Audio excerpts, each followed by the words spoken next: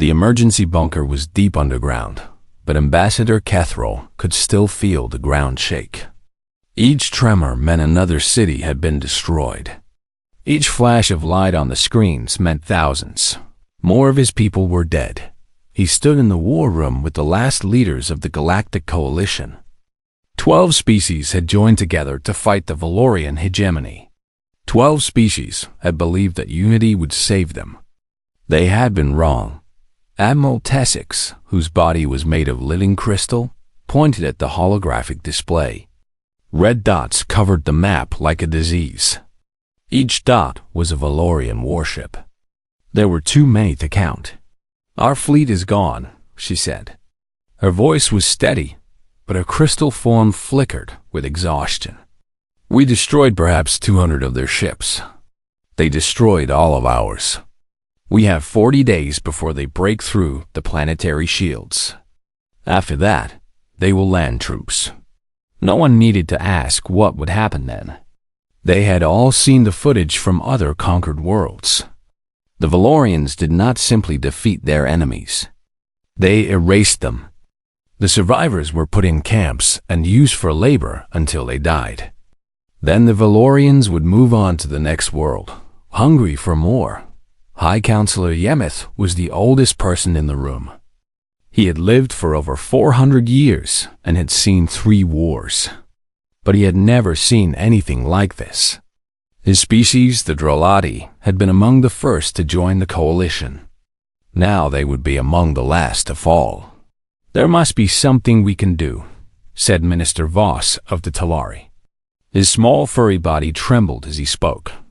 "Some weapon we have not tried. Some ally we have not asked." "We have asked everyone," Kethrol replied. "Every species in the known galaxy has either joined us or refused to help. The neutral worlds will not fight.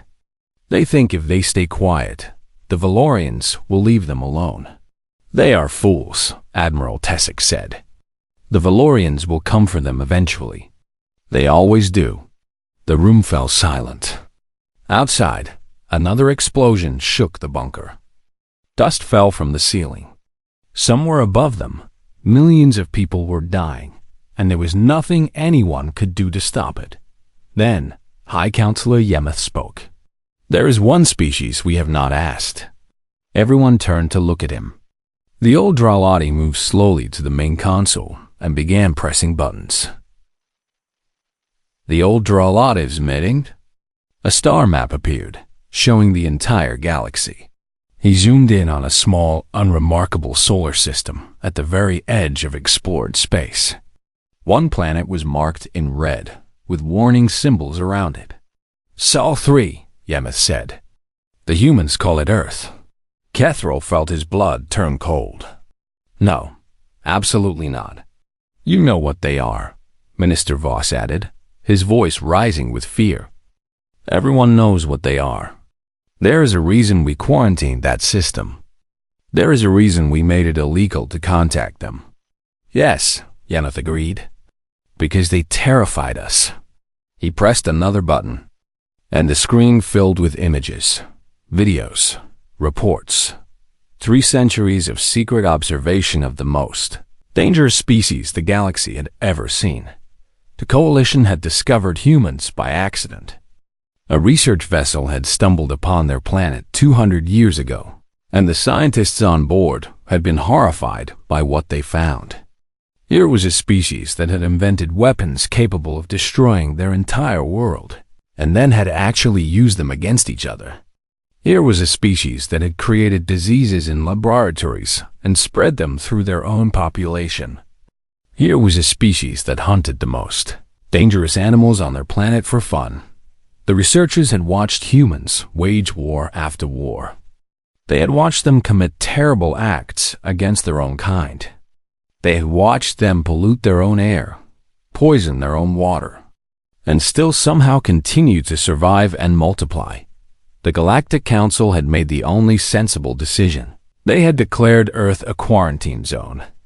No contact, no communication, no interference. The humans were too dangerous to be allowed into the galaxy. They would be observed from a distance until they either destroyed themselves or somehow became civilized. But now, watching the footage play across the screen, Catherall saw something he had never noticed before. The humans had not destroyed themselves. After each war, they had rebuilt. After each disaster, they had recovered. They had survived plagues, famines, and natural disasters that would have wiped out most species. They had split the atom and learned to control it. They had traveled to their moon and were already reaching for the stars. And through it all, they had never stopped fighting. Never stopped innovating new ways to kill. Never stopped surviving. They are barely past their industrial age, Admiral Tessex said quietly. They have no faster-than-light travel, no energy shields, no plasma weapons. What could they possibly do against the Valorians? The Valorians have never lost a war, Yemeth replied. Do you know why? Because they have never fought anyone who truly understood violence. They conquer species who value peace, who surrender when the cost becomes too high, who follow rules of engagement even when they are dying. He turned to face the room, his old eyes burning with desperate hope. The humans do not value peace. They have never stopped fighting. They do not follow rules. They do not surrender. They have spent their entire existence learning how to wage war against enemies who outnumber them, outgun them, and should by all logic defeat them. And somehow, they keep winning. You want to unleash them on the galaxy, Catherall said. You want to take the most violent species we have ever encountered and give them access to our technology. I want to survive. Yemeth's voice cracked. My children are dead. My grandchildren are dead. My entire homeworld is ash. I have spent my whole life believing in peace, in diplomacy, in the civilized way of doing things. And it has brought us nothing but death. He looked around the room at the last survivors of 12 once proud species. We are going to die anyway. The question is whether we die alone, following our principles into extinction, or whether we take one last desperate chance on the monsters we have been watching for 200 years. The vote was held that night. It was unanimous. 3 days later, a small coalition ship left a dying planet and set course for Earth. On board was Ambassador Catherall, and a message that would change the galaxy forever. We're going to ask the monsters for help, and the monsters were going to say yes. Captain Elena Vasquez had been in space for 3 months when the alien ship appeared. She was commander of the ISS Endeavour, humanity's first true deep space vessel. It was not a warship. It carried scientists, engineers, and explorers who wanted to see what lay beyond their solar system. They had weapons, of course, because humans always had weapons. But they were small things meant to deal with asteroids and space. Debris. The alien ship was not small. It appeared without warning, simply blinking into existence 100 kilometers away from the Endeavour. One moment there was empty space, and the next moment there was a vessel the size of a small city, covered in strange symbols and glowing with lights that did not look like any technology humans had ever created. Battle stations, Vasquez ordered, though she knew it was pointless. Whatever that ship was, the Endeavour had no chance against it. Her crew scrambled to their positions. Lieutenant Chen worked frantically at the communications console, trying to make sense of the signals coming from the alien vessel. Commander Okonkwo ran weapons checks, his face grim. They're broadcasting something, Chen said. It's not hostile. I think they're trying to talk to us. Can you translate it? I'm trying. The computer is working on it, but this is completely unlike anything we've ever seen. For 3 hours they waited. The alien ship did not move. It did not attack. It simply hung in space, broadcasting its message over and over again. When the translation finally came through, Vasquez read it in silence. Then she read it again. Then she called her entire senior staff to the briefing room. "They want our help," she said. The message was long and detailed. It told the story of the Galactic Coalition, a group of 12 species who had joined together to fight against an empire called the Valorian hegemony. It described the Valorians as conquerors who had destroyed 17 species over 300 years. It explained that the coalition was losing the war, that they were facing extinction, and that they had come to Earth as a last resort. But the strangest part of the message was why they had come. "They've been watching us," Chun said, scrolling through the attached files. "For over 200 years. They have observation posts hidden throughout our solar system. They've been recording everything we do."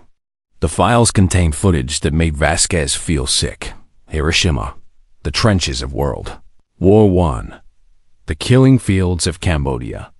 Every war, every genocide, every act of violence humanity had ever committed was catalogued in precise detail.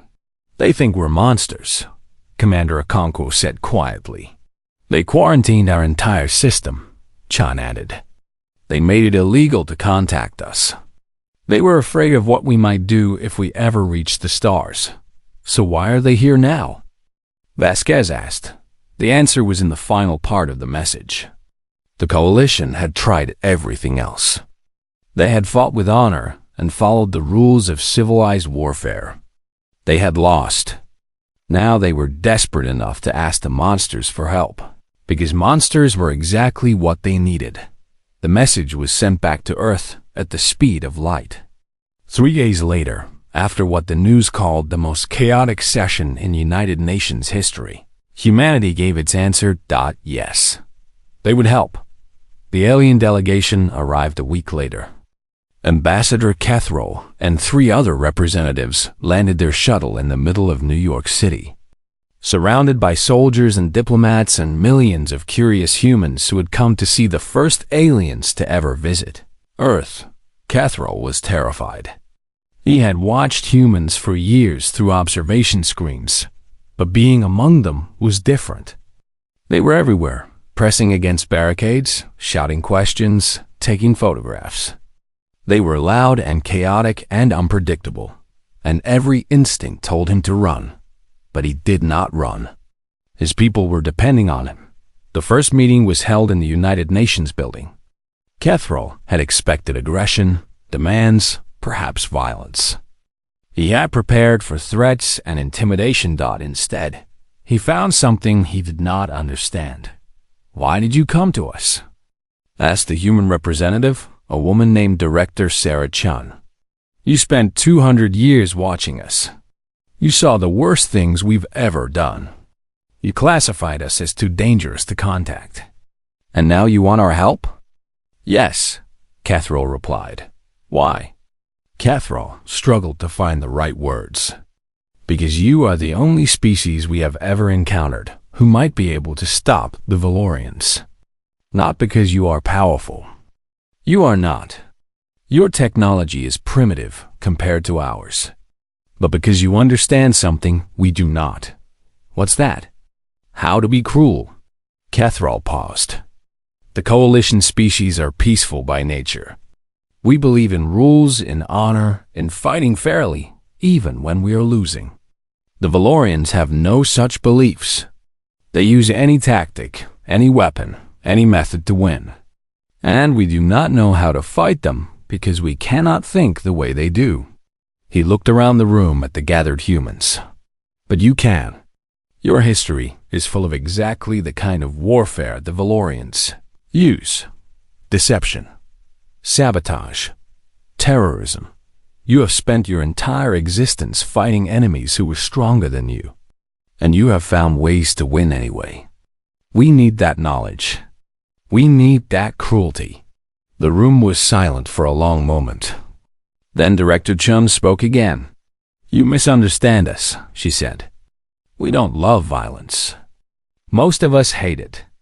We have spent centuries trying to become better, trying to move past our bloody history. We are not the monsters you think we are. But you can be," Kethro replied. "If you have to be." That is what we need. Not monsters who enjoy killing, but people who are capable of doing terrible things when the alternative is worse. Director Chun looked at the other humans in the room. Some looked angry. Some looked thoughtful. Some looked sad. "You came to us because you were desperate," she said finally. "You broke every law your people ever made because you had no other choice. That took courage. It took desperation," Catherall admitted. "Sometimes they're the same thing." Chun stood up and extended her hand. A human gesture of friendship that Catherall had learned about from the observation files. "We'll help you. Not because we want to prove we're monsters, but because somewhere out there, people are hurting, and we can do something about it." Catherall took her hand. It was warm and surprisingly gentle. "Thank you," he said. "Don't thank us yet," Chun replied. "You asked for monsters. Let's hope you can handle what you get." The Coalition scientists had estimated it would take humans at least 10 years to understand faster than light travel. They were wrong by about 9 years and 8 months. Dr. James Okafor stood in the engineering bay of the Coalition research station, staring at the alien engine with the look of a child who had just been given the best toy in the universe. Around him, human scientists and engineers were crawling over every piece of alien technology they could get their hands on, asking questions, running tests, and making modifications that horrified their alien hosts. "This is wrong," said the Sindari technician assigned to help them. His name was Velith, and he had spent 200 years studying propulsion systems. "You cannot simply change the configuration of the drive matrix. The calculations require precise. The calculations are inefficient," Okafor interrupted. He was already drawing new schematics on a tablet, his mind racing through possibilities. "You are losing almost half your power to heat bleed. If you route the energy through a secondary containment field, you can recapture most of it and nearly double your effective range. That is impossible. Our engineers have spent centuries. Your engineers were afraid to break things." Okafor grinned. "We're not." 3 weeks later, the modified engine was tested. It worked exactly as Okafor had predicted. The Coalition engineers were stunned.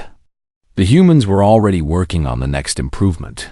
This scene played out across every field of technology. Human biologists looked at alien medicine and asked why no one had tried genetic modification. Human computer scientists took one look at Coalition software and started rewriting it from scratch.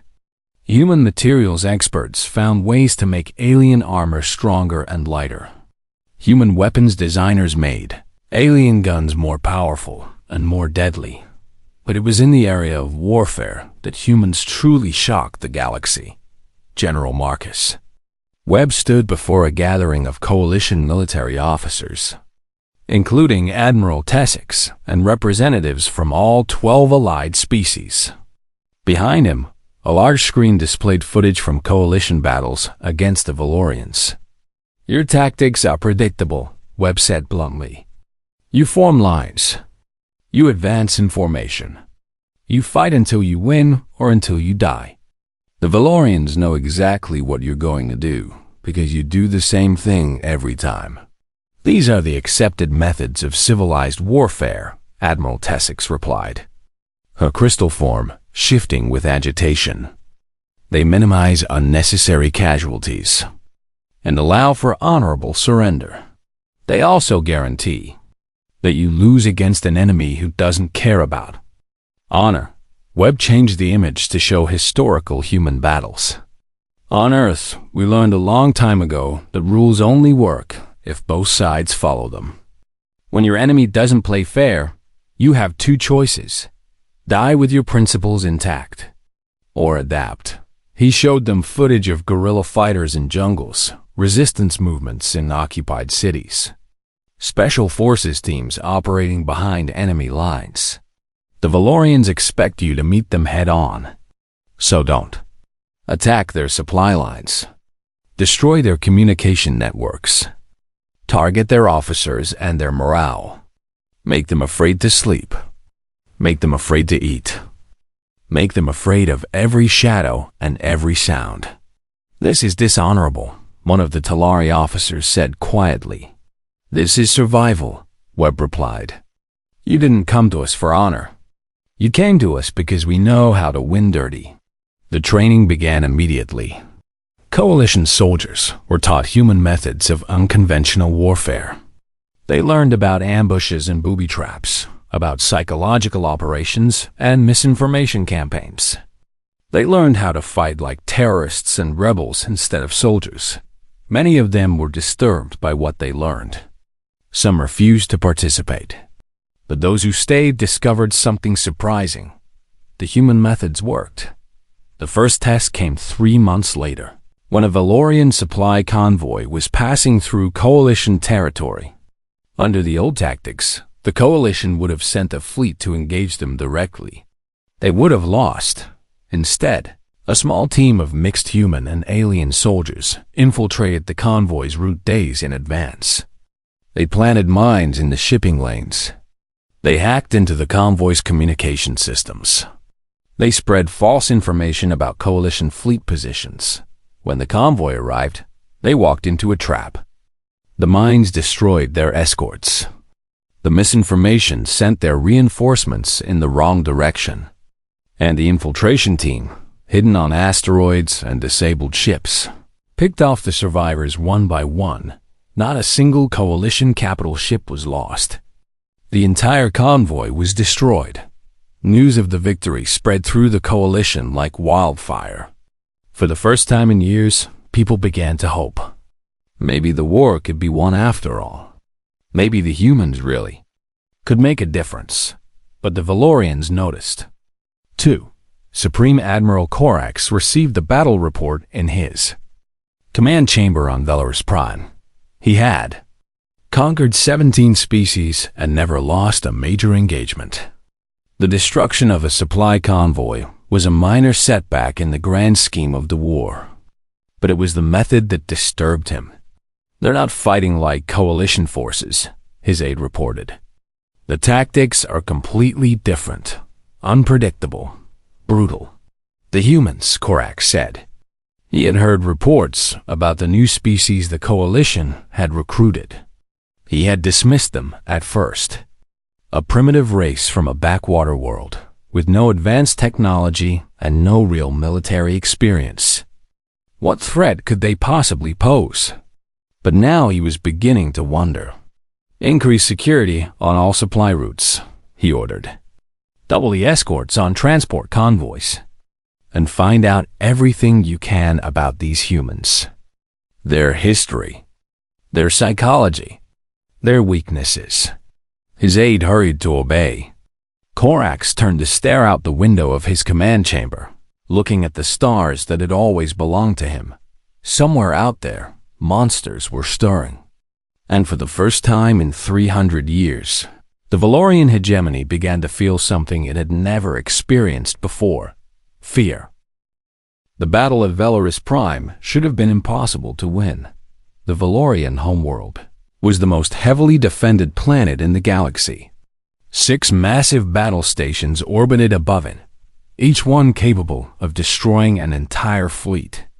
1,000 warships patrolled the surrounding space, more military power than most species had ever assembled in one place.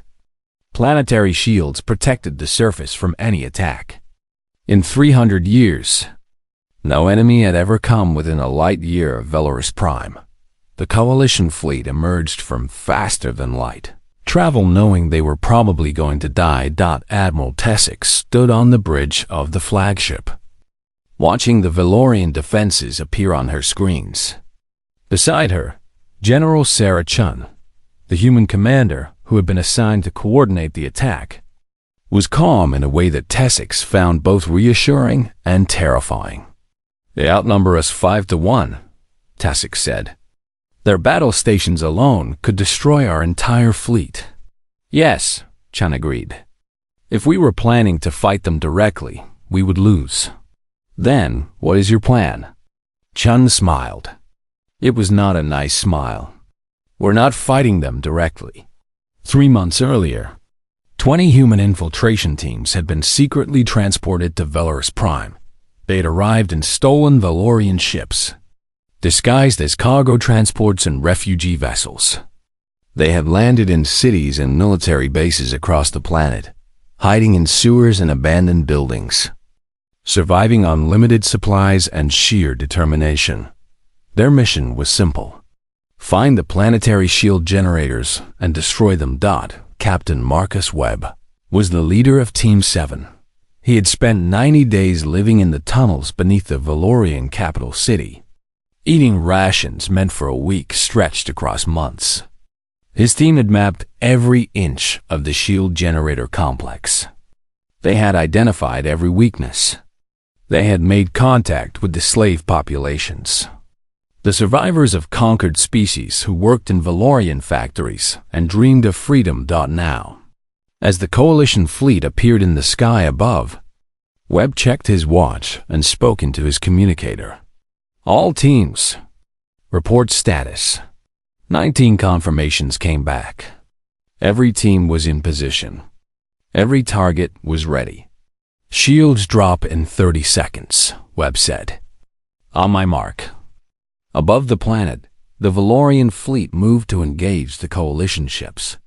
Supreme Admiral Corax watched from his command station with confidence. The Coalition was outnumbered and outgunned.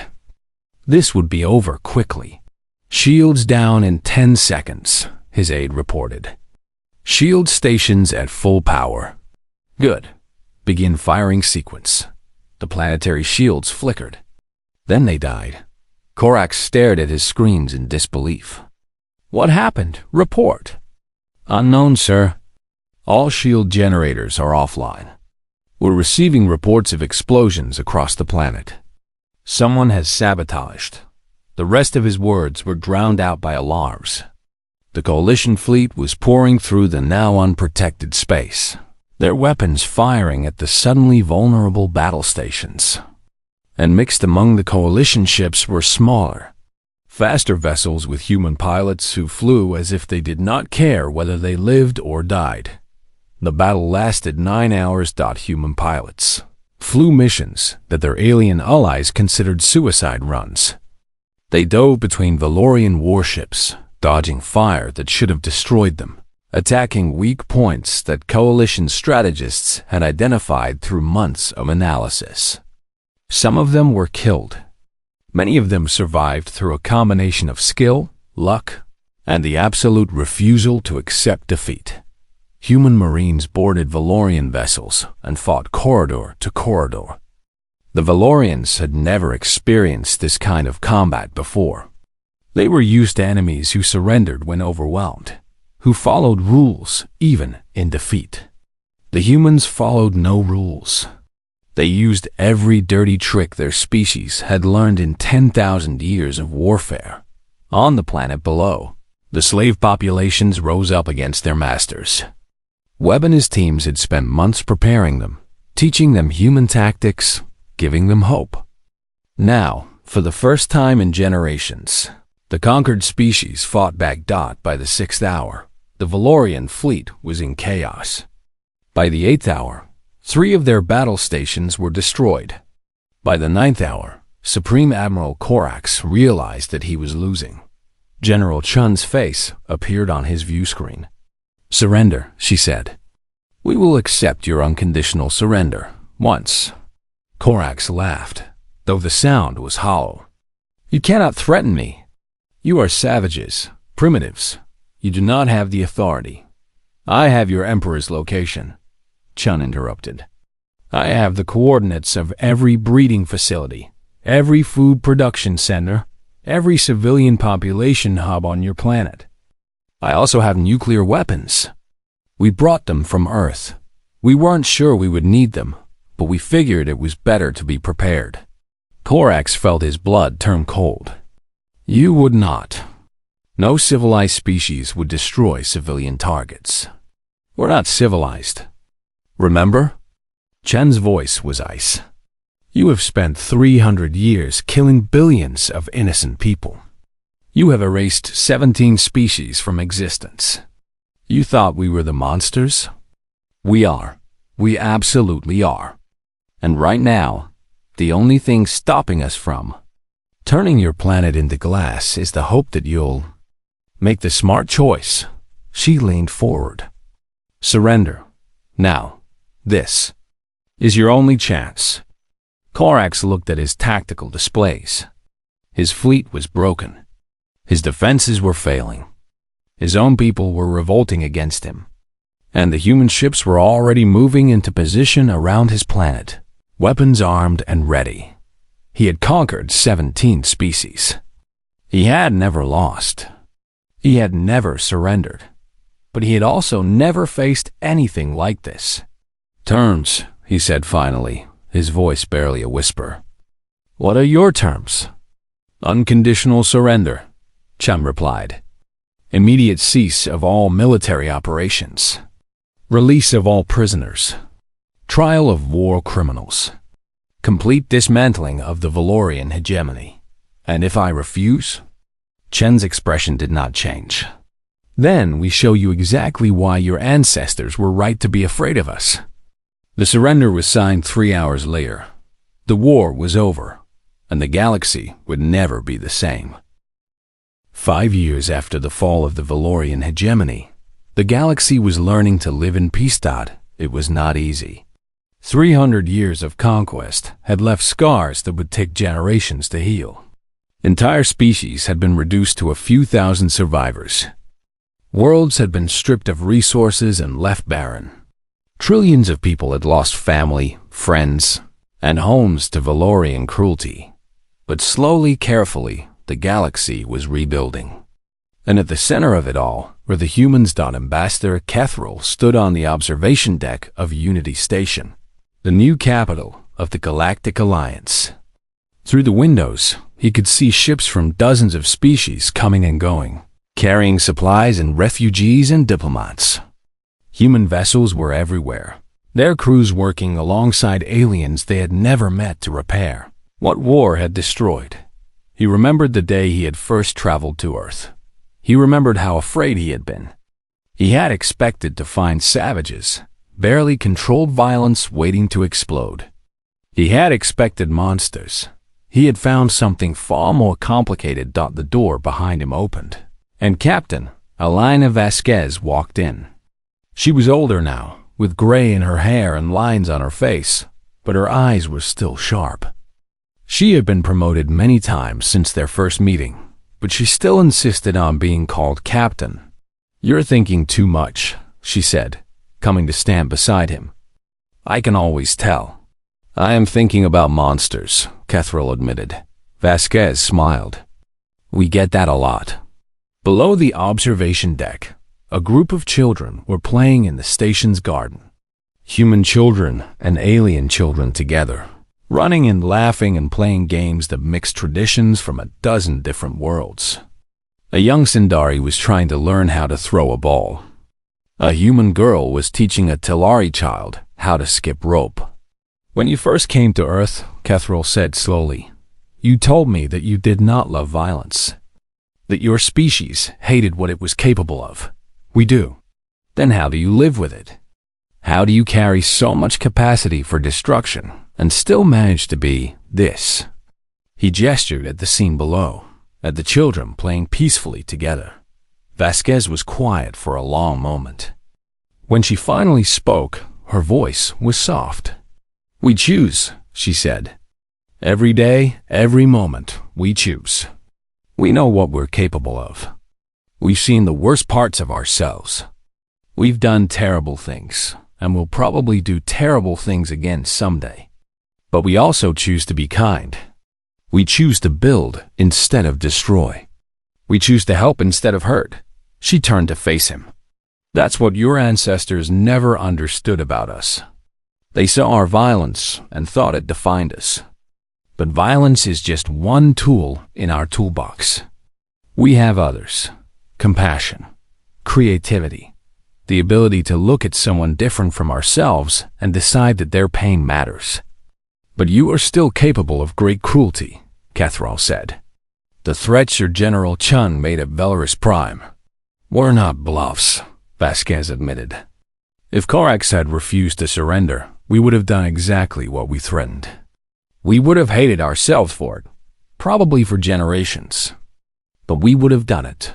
She paused. That's what makes us dangerous. Not that we enjoy violence, but that we're willing to use it when we have to. And we never let ourselves forget what we're capable of. Cathrall considered this.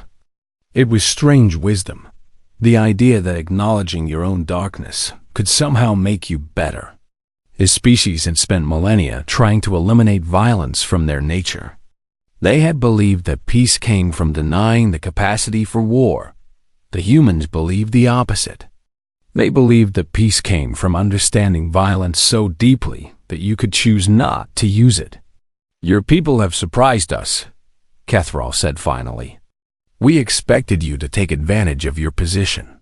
You had the strongest military, the most advanced weapons, the fear and gratitude of every species in the Alliance.